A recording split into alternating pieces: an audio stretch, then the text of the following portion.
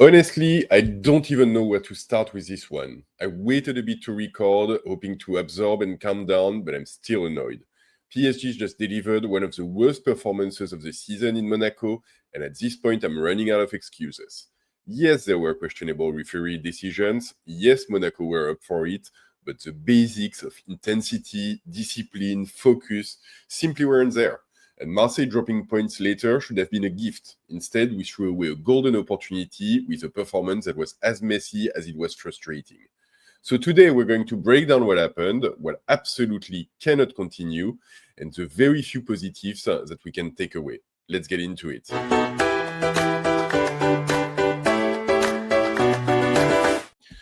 So Monaco 1, PSG 0. And I think that's a pretty good summary of what there is to take away from this game. Very, very frustrating. Bit of nothing, honestly, like bit of nothing. A bad performance on both sides. Honestly, it's not like Monaco turns in a beautiful performance or anything like it. They get the win. It's not undeserved or anything, but yeah, like honestly, it should have been a 0-0, and like neither team should be very happy with what they turned up. Monaco gets the win. Congrats to them. Honestly, like, yeah, I'm annoyed at PSG's performance. I'll say it, like, I don't like losing. And I can understand it. I can explain it. I support my team always, and I'll continue supporting PSG. But I don't like losing when you don't deserve to do anything but losing. And this is really the case. Like, honestly, we don't even deserve a draw on this game.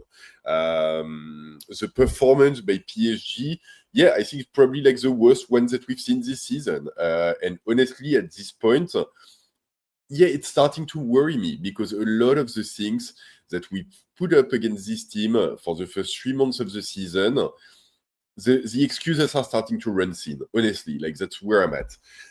So yeah, a masterclass in nothingness. This is really what we got.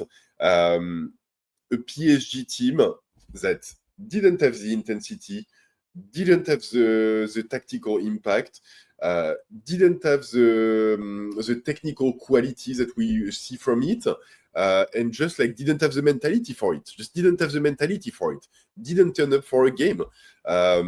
It's funny because like I was watching the game and I thought like it's interesting because both teams had a Champions League game midweek and this Liga game now, and actually like Monaco played their Champions League game against PSG when PSG played their Champions League game against Tottenham.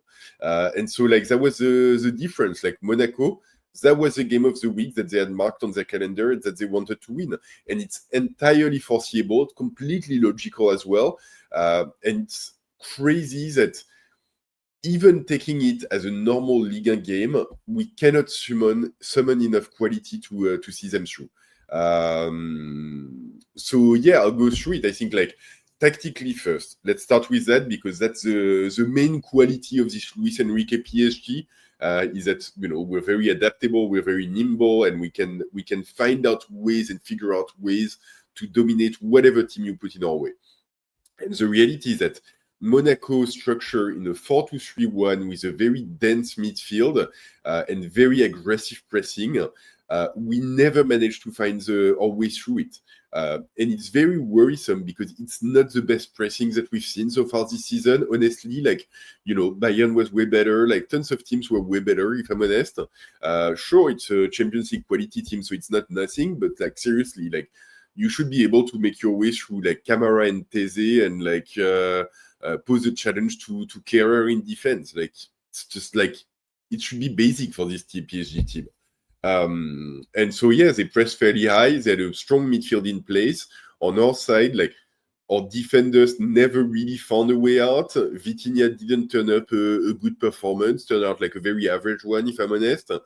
Fabian Ruiz was pretty bad.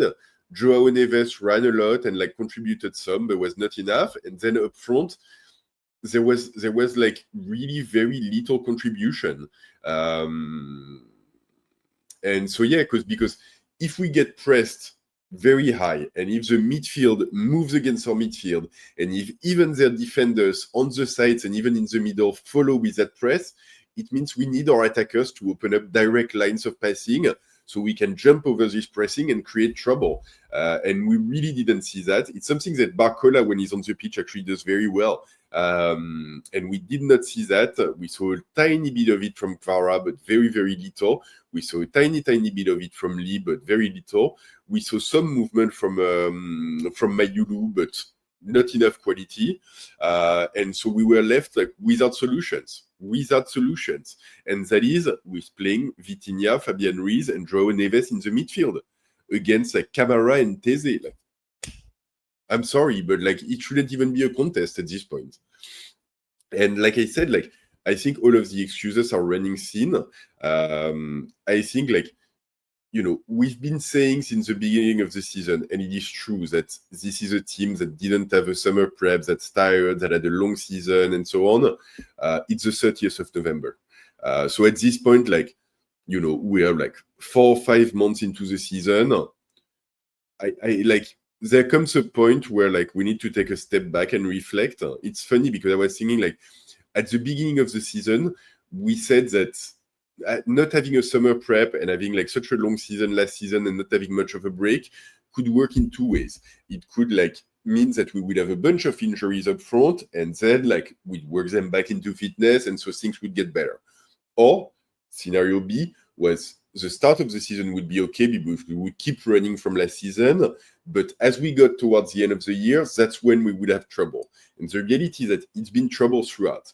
And so that's the reality. And I'm sorry, but like players that are coming back from injury, like Fabian Ruiz, are not at the level. And like he had a month and a half to like get better from his injury and do a little bit of like physical fitness and so on. And he's not showing it yesterday. Players who like haven't played that much, like Lucas Hernandez, he wasn't the worst, but like he certainly wasn't the best either. You know, and like, yeah, like, I don't know. I find it very frustrating. We've said that like mentally they're tired as well, and that the grind of game after game, it's wearing them down and so on. And I can hear that, except this is a Ligue 1 game in Monaco. It's like literally in the top 3 of most difficult games that we're gonna have in Ligue 1 this season, and we know that. Like literally, like every player knows that. So yeah, if you're like tired and ground down mentally, I understand not turning in a performance against Lorient. I don't accept not turning in a performance at Monaco because this is a big game and we know it. So that doesn't hold true. So yeah, we've said like we've got all of our injuries and so on. You know, if you go back, I had done a video, I think last international break, when I was looking at the data versus other big clubs. We don't have more injuries than other big international teams like Barcelona, Real Madrid, Chelsea, Arsenal, and so on and so forth. Like we really don't. So was there like I completely buy into the vision of Luis Campos and Luis Enrique of having a relatively small group of players that you can supplement with youngsters that come from the academy. I do buy that. I do understand it, and I think it makes a lot of sense in a lot of time. But the game yesterday, that God bless, like Mayulu turns up. No, it's not possible. And John 2, who's starting a game against Tottenham 3 days before, no, it's not possible. Those are the big games. That's when you need like your group of professional players, and then your Engine 2s and Mayulus and so on, you play them against Le Havre. It's just, that's not possible otherwise. And like, he wasn't even the worst, Mayulu. I don't want to hit on him or anything, but like, Mbaye, God bless, like Mbaye, who's played so much, like still doesn't have a goal or an assist to his name. Like, yeah, like great to make the players for academy and give them time, but like they cannot be our solution for big games at Champions League level, whether against Monaco domestically or against Tottenham internationally. Sure, sometimes it works. It worked against Barcelona, kind of worked against Tottenham, because we've got different strengths and we've got different areas where players compensate. But honestly, like at this point, we've got to wonder if the group of players is a bit short. And I really like, I really didn't want to say this because I do understand the overall vision and I do think it's a great one. But maybe it's a question of like, hey, we don't need like 15 players, we need 16 or 17. It's not going to change the world, but it will make a little bit of a difference. To have a little bit more depth and be able to trust players a bit more. So that's kind of where I'm at, and raving and honestly annoyed. But yeah, and at the same time, like, you know, I want to cover because I want to do a fair job at like giving you like the picture of the game. We have like one circumstance that's honestly like ticking me off as well is that Monaco should have been given a red card on the 12th minute. There's a huge foul by their midfielder Camara on Chevalier. Basically comes in like 2 seconds late, studs first onto his ankle, and really one that like could have left Chevalier injured so freaking easily. And to me, it's like, and to everyone, honestly, like everyone is saying the same. I think it's like it's a clear red card. The referee only gives a yellow. VAR for some reason doesn't decide to call him back. And yeah, like Monaco gets a red card on the 12th minute and they've got to play 80 minutes 10v11. It's a different game. And maybe it turns out differently. I don't know. No one can know for sure, but it's a different game for sure. And the other thing that like really annoys me is that like Marseille once again like made a fool of themselves by like not being able to grab on this opportunity to go top of the table. And knowing that we had lost and that like a victory against Toulouse later yesterday could put them through on top of the table, they still only managed to get a draw. So like we say that Ligue 1 is closer this season, that we're making it hard on ourselves and so on. Personally, I tend to be a believer of the fact that Ligue 1 is actually a little bit more competitive, at least Marseille.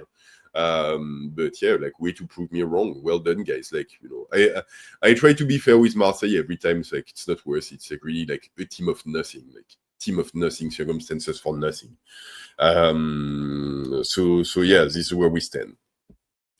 So what's next? We've got 1 week off. PSG players have been given 3 days of rest after this game. Sunday, Monday, Tuesday. They'll be back in training Wednesday. There's a few things as well. Dembele played about 30 minutes in this game and looked relatively sharp, so that's nice to see. Chevalier, despite this horrible foul, like apparently there's no real injury. His ankle was swollen, like insane. Go check out the pictures or video if you see it. So 7 days till the next game. We play Rennes in the league, which Rennes is the hot team of the moment who are running from win to win these days. So tough game. Then we have a Champions League game where we'll travel to Bilbao. We've got another Ligue 1 game against Metz, and then we'll have the final of the Intercontinental Cup, and then a game in the Coupe de France. So we've got a block of 5 games in 2 weeks, essentially. So we're going to be playing every 3 days for 2 weeks. And this block, we don't really have many games where it won't matter if we lose. Obviously, we might very well see Lens go top of the table today in their game if they win their game against Angers. So we might lose the top of the table spot. So the game against Rennes is going to be critical to not lose more ground. Then after that, Champions League game is a must-win, and we do want to get that win in Bilbao. Metz after that, shouldn't matter so much, but obviously it's an supposedly easy Ligue 1 fixture, so we want to get the win. And then we've got the Intercontinental Cup, which is a trophy and that we want to win. And it looks like Flamengo is going to be the main opponent, assuming they make it through the different runs. And then the first round of Coupe de France, we'll see who we draw, but it's a Coupe de France. It's we don't want to get knocked out of the Tour de France in the first round, whatever happens. So 5 games, none of them we can really afford to lose. And I think after that, we're going to have to think through, because the fitness question is still not put to bed after 4 months in the season. We're going to have a 2 weeks period of rest in between that last Coupe de France game and the first game in Jan, which is not a lot of time either.